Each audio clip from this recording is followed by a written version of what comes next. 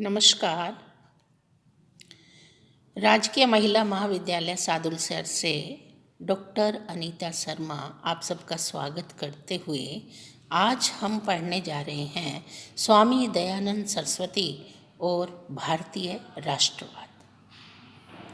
आप सभी को विदित है, स्वामी दयानंद सरस्वती भारतीय राजनैतिक चिंतन में अपना महत्वपूर्ण स्थान योगदान रखते हैं। उनकी पहचान समाज सुधारक के रूप में व धर्म सुधारक के रूप में मानी जाती है। भारतीय राष्ट्रवाद के लिए उनका क्या योगदान है, आज हम इस विषय पर परिचर्चा कर रहे हैं। स्वामी दयानंद सरस्वती अपनी रचनाओं के माध्यम से जो भी विचार और अभिव्यक्ति व्यक्त करते थे, उनमें पूर्णतया भारतीय समाज में कुरीतियों का उन्मूलन एवं समाज में धर्म सुधार के माध्यम से राष्ट्र की उन्नति में सहायक तत्वों पर बल देते हुए उन्होंने अपनी रचनाएं सत्यार्थ प्रकाश और ऋग्वेदादि भाष्य आदि ग्रंथों के माध्यम से अपने चिंतन और कार्यों में स्वाधीनता की नैतिक और बौद्धिक नींव तैयार की। स्वामी दयानंद सरस्वती हिंदू पुनरुत्थानवाद के आक्रामक समर्थक थे, यानी कट्टर समर्थक थे। स्वामी दयानंद सरस्वती विशेष रूप से इस बात को जान चुके थे कि हिंदू समाज में संकुचित मान्यताओं के कारण व्यक्ति के विकास का मार्ग अवरुद्ध हो चुका है। इसके लिए जरूरी है उन्हें पुनर्जागृत किया जाए, सही दिशा में संगठित और शिक्षित होकर कार्य करने की प्रेरणा दी जाए, क्योंकि वे जानते थे किसी भी विदेशी पंथ को अंगीकार कर लेने से राष्ट्रीय भावना, जिसका कि वे पोषण करना चाहते थे, संकट में पड़ जाएगी। इसी कारण उन्होंने हिंदू पुनरुत्थानवाद के लक्ष्य को निर्धारित कर लिया। इतना दृढ़ निश्चय अन्य धर्म समर्थक भी भली भांति समझ गए थे कि अब हिंदू धर्मावलंबियों पर प्रहार नहीं किया जा सकता या उनका सामना नहीं किया जा सकता।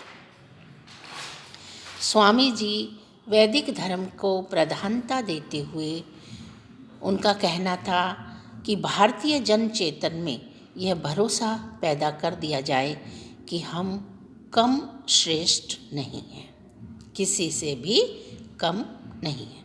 आवश्यकता तो केवल आगे बढ़ने की है। यह एक महत्वपूर्ण पहलू है जिसने हिंदू पुनरुत्थानवाद को एक नई दिशा प्रदान की, यानी कर्म श्रेष्ठ है। हम सबको अपना कर्तव्य सही ढंग से करना चाहिए, मानवतावादी दृष्टिकोण के आधार पर कार्य करना चाहिए। विवेकपूर्ण अंधविश्वासों और परंपरावाद के विरुद्ध संघर्ष, यानी विवेकपूर्ण ढंग से अंधविश्वासों और परंपरावाद के विरुद्ध संघर्ष करना है। स्वामी दयानंद का एक लक्ष्य था एक जागृत और शक्तिशाली समाज का निर्माण, और वो तभी संभव हो सकता है जब भारतीय समाज में से अंधविश्वास, रूढ़िवादिता, सामाजिक कुप्रथाएं को दूर नहीं किया जाएगा, तब तक विकास संभव नहीं है। यानी कुरीतियों का उन्मूलन बहुत ही जरूरी है। इसके लिए बाल विवाह पर रोक, नारी शिक्षा पर बल, विधवा विवाह पर जोर, एकेश्वरवाद पर बल, मूर्ति पूजा का विरोध करके उन्होंने सर्वशक्ति संपन्न चेतन समाज की स्थापना पर बल दिया, जो राष्ट्र की उन्नति में सहायक सिद्ध हो सकते हैं। व्यक्तिगत और सामाजिक चरित्र निर्माण का संदेश।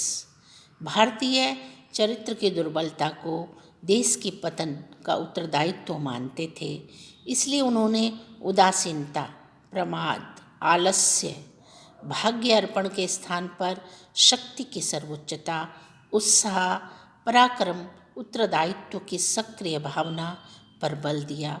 सत्यार्थ प्रकाश में उन्होंने लिखा है कि भारत के पतन के मुख्य कारण हैं पारस्परिक फूट, धार्मिक भेदभाव, जीवन में शुद्धता का भाव, शिक्षा शुद्धता का अभाव,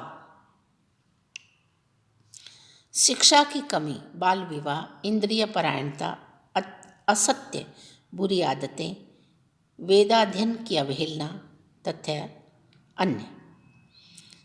सबसे बड़ी बात यह है, यानी सामाजिक कुरीतियाँ अपने आप में समाज को खोखला करने में बहुत अहम भूमिका अदा करती हैं।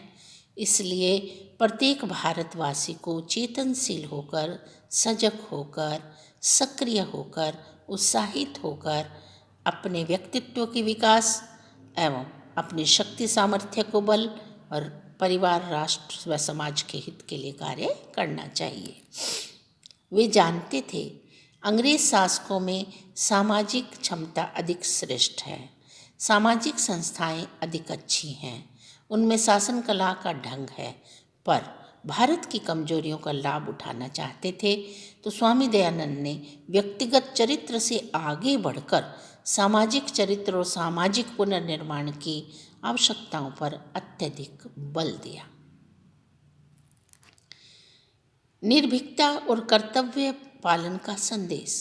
वे जानते थे निडरता से विदेशी शासकों का सामना पूर्णतः आत्मविश्वास पूर्णता है, आत्मविश्वास और आत्मबल के साथ किया जा सकता है।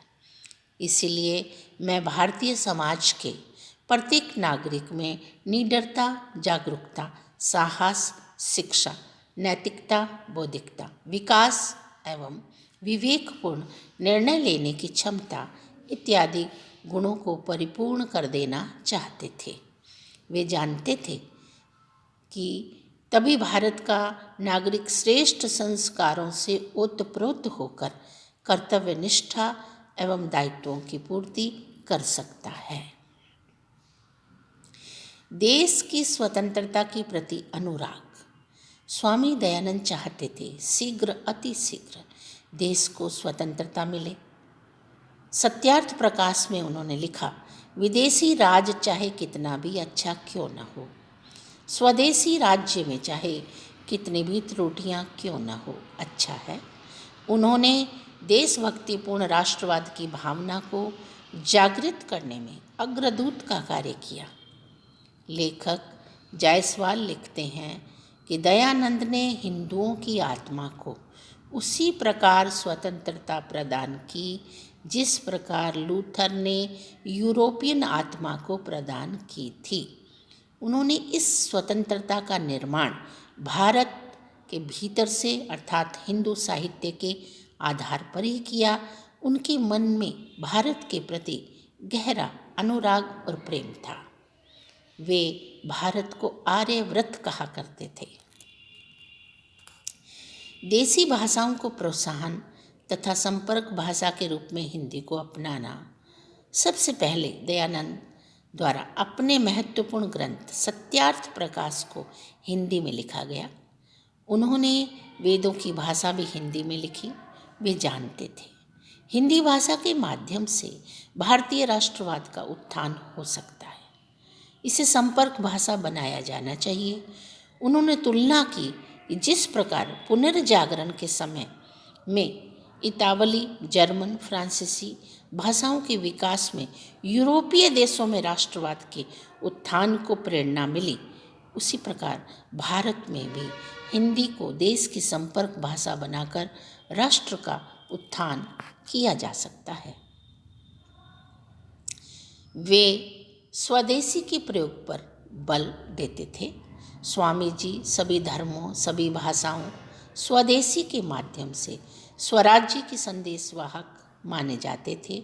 उन्होंने भारतीय उद्योग धंधों को बढ़ावा देने के लिए खादी के प्रयोग पर बल दिया। स्वयं भी मोटा खादी पहनते थे। प्रत्येक व्यक्ति को अपने देश से बनी चीज़ों को अपनाने पर बल देकर उन्होंने आर्थिक सुधार पर भी बल दिया। दलितों उद्धार, जात पात का खंडन। स्वामी जी ने वर्ण व्यवस्था के मूल आधार पर करारा प्रहार किया, कठोर प्रहार किया।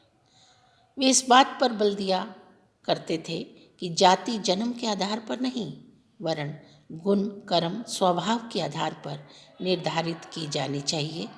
किसी को भी ऊंचा नीचा समझना विवेकपूर्ण नहीं कहा जा सकता।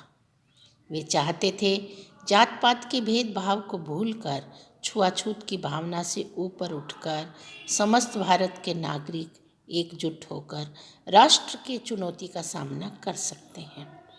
यदि भारत के नागरिक सामाजिक व धार्मिक अंधानुकरण व रूढ़िवादी परंपराओं का उन्मूलन करके विकास की ओर आगे बढ़ सकते हैं, तो वे चाहते थे समाज के सभी वर्गों को समान रूप से अधिकार मिले, अस्तित्व मिले, स्वतंत्रता मिले, कर्तव्यपरायणता के आधार पर भारत के उत्तरोत्तर विकास हेतु संघर्ष करते हुए आगे बढ़ें। ऐसा उनकी धारणा और ऐसा उनका विचार था।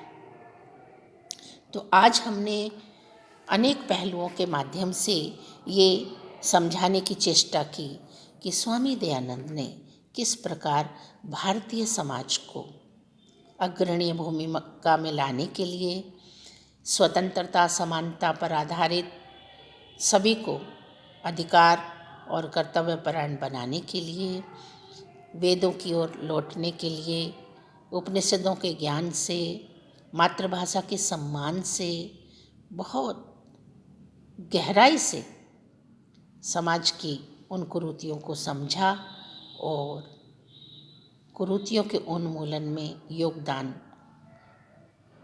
करते हुए राष्ट्र के उत्थान के लिए अनेक पहलुओं को हमारे समक्ष रखा। भारतीय राजनीतिक चिंतन में आज भी उनका बहुत ही अमूल्य स्थान है कि अपने राष्ट्र की उन्नति के लिए एक विचारक ने अपने विचारों के माध्यम से समाज व राष्ट्र को लाभान्वित किया। आज का हमारा टॉपिक यहाँ समाप्त होता है और फिर मिलते हैं। नमस्कार।